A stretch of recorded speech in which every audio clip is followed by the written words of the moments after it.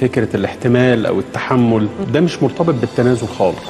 تنازل معناه ان انا بتنازل في موقف علشان خاطر الامور تعدي، وبتنازل في موقف تاني علشان خاطر الموضوع ما يتفاقمش، على انتظار ان الطرف التاني في وقت من الاوقات يقدر هذا التنازل. لكن تحمل واحتمال ده مرتبط بالمشقة، ومعناها ان في لود فانا شايله طول الوقت. ايا ما كان اللي انا بتحمله في اي علاقة مش مهم هو ايه، المهم انا هتحمله وقت قد ايه. صح. لان لو انا شلت على ايدي اي حاجه لوقت معين انا هتعب فيها مهما كان وزنها. الوقت الطويل ده بيزود من مقاومه سلبيه انت بتعاني منها. لذلك ربنا سبحانه وتعالى لما جه يتكلم عن فكره ان انت تتنازل وتتعامل قال لا يكلف الله نفسا الا وسعها، دي طاقتها. وقال في موضع تاني الخاص بسوره الطلاق لا يكلف الله نفسا الا ما اتاها، دي قدراتها. صح. فما بين طاقتك وقدراتك المساحه دي ما تعديهاش، عشان لو عديتها ما حدش هينفعك. لما تقع من كتر اللي انت بتقدمه من تنازلات محدش هيسمع عليك، ومفيش علاقه وقفت على حد، ومفيش علاقه احد اطرافها انتهى والتاني قاعد حاط ايده على خده عشانه الا ما رحم ولا ربي. حزن العمر كله بيحزن يعني بس مش العمر كله. هينسى. صحيح في علاقات ليها بعض القواعد اللي ما بتبقاش ثابته عند كتير من الناس، وفي ناس كتير ونماذج اكتر شفناها كملت مع ذكرى عاشتها، ولكنها مش ده اللي موجود.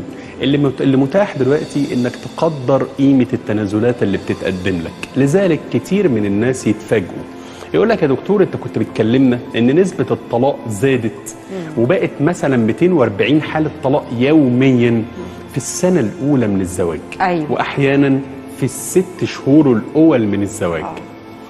طيب نقول ما عندهمش مسؤوليه وما يعرفوش بعض كفايه وما قربوش من بعض اكتر. طيب بنتصدم بقى دلوقتي اكتر لما تلاقي علاقات بتنتهي دلوقتي بالطلاق بعد 30 سنه زواج. ايه ده؟ انت مستني 30 سنه عشان تتطلق دلوقتي؟ كنت مستني ليه؟ صح. طب بلاش مستني ليه، طب انت هتطلق دلوقتي ليه؟ اللي بيحصل ان احد الاطراف بيقدم تنازلات كتير جدا، الطرف الثاني متخيل انه بيتدرب على اللي هو عايزه، مش انه بيتنازل عشان ينزل على طلب. بعد فتره بتلاقي ان اللي قدم تنازلات بيسال هو انت ليه كل ده مش مقدر تنازلات؟ بالظبط. والطرف الثاني بيستعجب هو انت كل ده ما اتعلمتيش؟ الشخص المعطاء هو اكتر شخص عرضه لسوء الاستغلال. الشخص الخير المؤدب هو اكتر شخص عرضه انه ياخد على دماغه. وده ما بيجيش معاه سكه خالص فكره كما تدين تدان. الكلمه اللي كانت زمان بتخوفنا ودلوقتي ما بقتش بتقلق، كما تدين تدان دي كلمه بتخوف ناس كتير. بس انا واحد من الناس اللي كما تدين تدان دي كلمه بتطمني قوي. ايه اكتر حاجه ممكن تطمني غير ان اتعامل بمعاملتي؟ ايه اللي ممكن يطبطب عليا غير اللي انا عملته ويترد لي؟ ايه اللي ممكن يحسسني ان انا كويس غير اللي انا قدمته الاقيه؟ اكتر حاجه ممكن تطمني هي ان اللي انا عملته فعلا الاقيه موجود في علاقاتي وسط كل حياتي. مع اي اهتمام انا بعمله انا مش محتاج غير نص، لا ربع، لا حته من اللي انا قدمته، من اهتمام وما لقيتوش، من تقدير وما شفتوش، من رعايه وما حسيتهاش، من مبالغه انا قدمتها لحد ورفعت سقف توقعات بدون أعمدة، وقع السقف على دماغي، جاب أجلي، ضيع كل توقعاتي. أيوة. أنا اللي أذتني. في حاجة اسمها متعة إن أنا أدي، دي متعة. في واحد متعته إنه يبقى مضياف، لما بيقوم يقدم لك حاجة ويبقى خير وهيلبفول ولطيف وحد شهم، هو حابب كده. أيوة. هو حابب يعمل ده. بس خدي بالك إن كتير من الناس دول بنسميهم عندنا في سايكولوجي تايب A. اغلب الناس المعطاءه والخدومه والخيره والجدعه والشهمه، الناس دي بتموت بدري وبتعيا اكتر وبتمر بازمات نفسيه انت لا تتخيليها. وده اللي خلى كتير جدا من الناس دلوقتي يلفت نظرهم موت الفجأة عند الشباب. أيوة. ومن غير اعراض. وزمان كان يقول لك ازمه يا قلبي ويجروا بيه على المستشفى، ما عادش موجود دلوقتي. خلاص يقول لك كان معانا من ساعات، كنا بنتغدى سوا، خلصنا شغل ومروحين.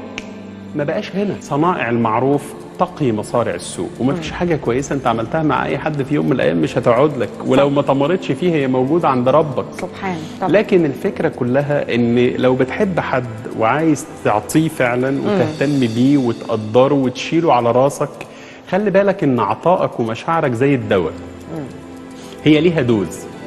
ما تحملش عليه اكتر، لان ممكن ده يأذيه ازاي؟ انه يستغلك فيتحول لشخص مؤذي وتبقى انت السبب.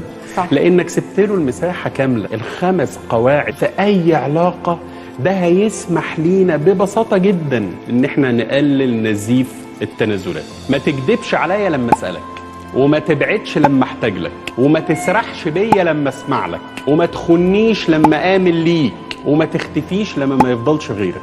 مفيش اي حاجه في الدنيا مضمونه بما فيها وجودي مع حضرتك دلوقتي. صح. النفس اللي خارج مش مضمون انه داخل، ولو قلنا ايه الضمانه؟ مفيش ضمانه. الدنيا كلها مش مضمون. كتير من الناس بيقعوا في فخ مش لطيف ابدا، وهو ان ده كويس، الاستاذه دينا كويسه، مش هتدقق على الكلام ده. اهتم بالتانيه، اهتم باللي لسانها طويل، باللي بتقف على الكلمه، باللي بترفع حواجبها، باللي ما بتعديش الموقف، باللي نخاف من مشاكلها. دي اللي نهتم بيها ونقدرها ونحترمها وناخدها على جنب. لكن الكويسه المحترمه دي كويسه، مش هتعمل لنا مشاكل. دي الكارثه، دي الازمه اللي احنا وقعنا فيها. وده اللي احنا بنعانيه من ايام ما كنا بنتكلم عن التربيه الايجابيه. صح.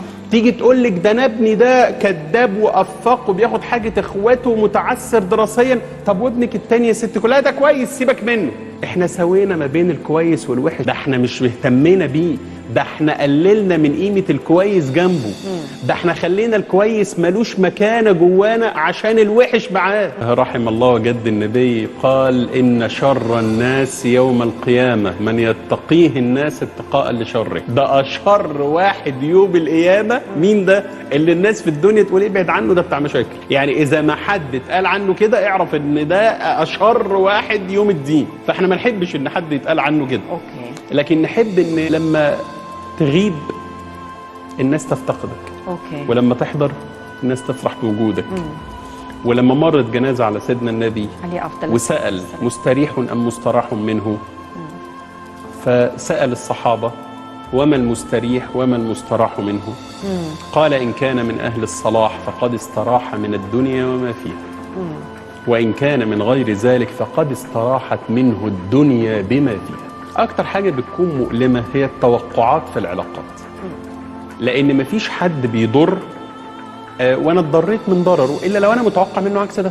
صحيح. يعني المؤلم مش اللي أنا بلاقيه من الآخر، المؤلم إن أنا متوقعتش ده منه. إزاي ده يحصل؟ وخدي بال حضرتك من حاجة مهمة جدا جدا جدا قبل ما نقول له الوقت اللي تنسحب فيه والطريقة اللي تنسحب بيها. كتير من الناس اللي بتتأذي وتتخدع وتتجرح من حد كانت بتحبه قريبة منه وبتديله مكانة كبيرة، أزمة كبيرة بتعيشها. هو ليه مش حاسس إنه غلط في حقي؟ هو إمتى هيجي يعتذر لي؟ الشخص الآخر اللي أذاك وخانك وخدعك وكذب عليك وغدر بيك ده عنده من المبررات الشخصية اللي قدر يحمي نفسه بيها ويعمل حالة دينايل ده ديفنس ميكانيزم بيجي من السب كونشس مايند. فهو مسستم دماغه ومستف أوراقه جدا ومطبطب على روحه قوي وحاطط مروحة كبيرة جدا على قلبه إنه ما غلطش في حقك ولا حاجة أصلا خالص. وعنده قناعات ومبررات بشكل كبير جدا إنه عمل معاك اللي أنت تستحقه وإنه ما غلطش في حقك. الوقت اللي قرر فيه أنسحب، وقت ما تحس إن ده أثر عليك أنت كإنسان. يعني لما تلاقي علاقة واحدة أثرت على كل علاقاتك، لما تلاقي شخص واحد خلاك شارد الذهن، مشتت الفكر، مشوه الشخصية، مشتت المشاعر، ملخبط في تصرفاتك، علاقة واحدة خلت نومك ملخبط وشغلك ملخبط وحياتك ملخبطة، هنا تقرر تنسحب على طول. ولكن كيفية الانسحاب، أيوة.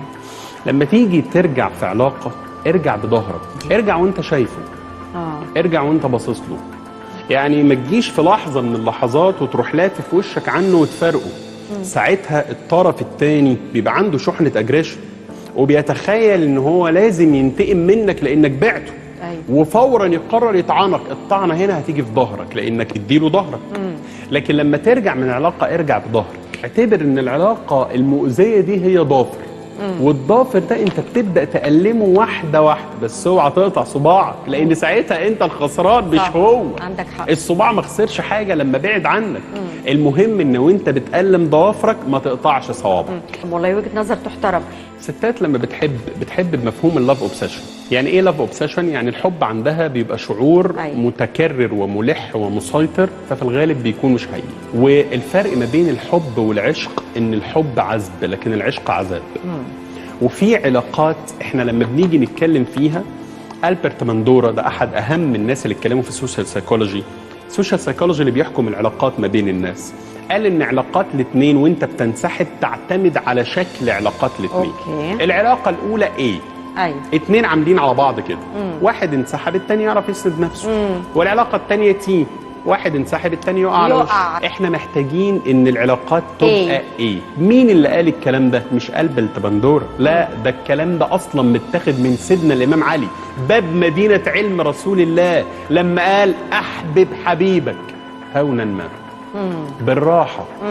عسى أن يكون بغيضك يوما ما، يمكن الظروف تضطرك تقلل محبتك. وأبغض بغيضك هونا ما، لما تكره حد اكرهه بالراحة.